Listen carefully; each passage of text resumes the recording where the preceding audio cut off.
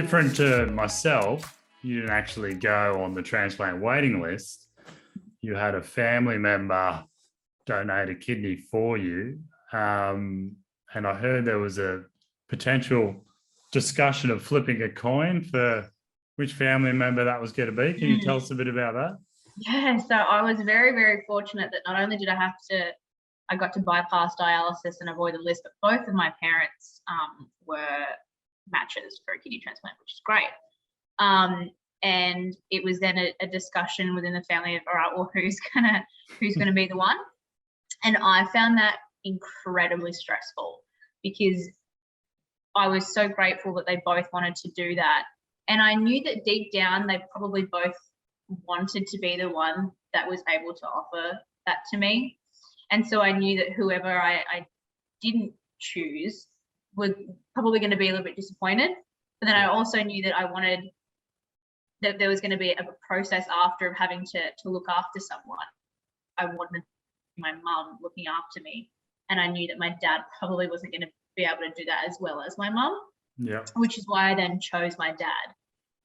And they sort of decided that they were going to toss a coin, and they'd done that, and they did that when I was at home, which I was really annoyed about. And I came home and I said, all right, you flipped the coin and you've decided that it's mum. And so now, because you've made that decision, I already know that I want it to be dad. It's that sort of thing where it's like, you don't know what, like, I don't know, movie to watch. And then someone says, right, we'll watch this one. And you're like, actually, no, that's forced me to realize that I actually wanted to watch the other one. Yeah. That was kind of the situation. But it's a horrible feeling, to be honest. I'm very grateful, but ultimately you never want to put your family in that position where you're relying on them for such a big gift, and you'll never be able to repay that. And I know that both of them would do it again, but yeah, it's not nice. It's not nice to have to ask that of someone that you love.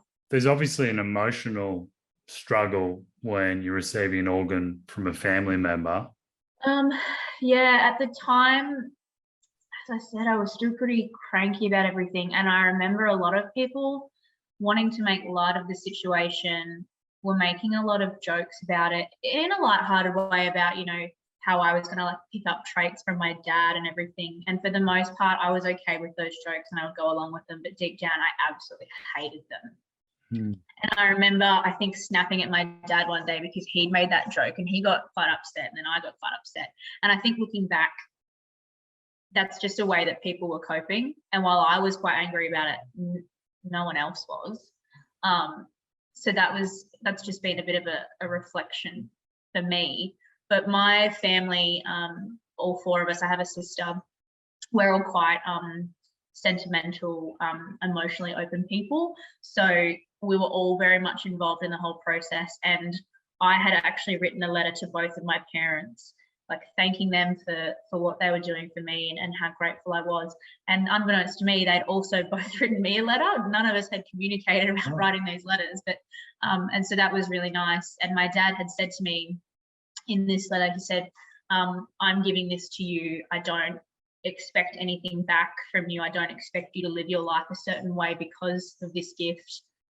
Whatever you want to do with your body and your life now is your choice. This is part of you. It's not part of me anymore, which was really nice because I know that, I had so many questions around alcohol and things like that. And I wasn't sure if he was going to be upset with me if I had alcohol when I had his kidney inside of me, and that just wasn't the case. So I was very, very grateful for that.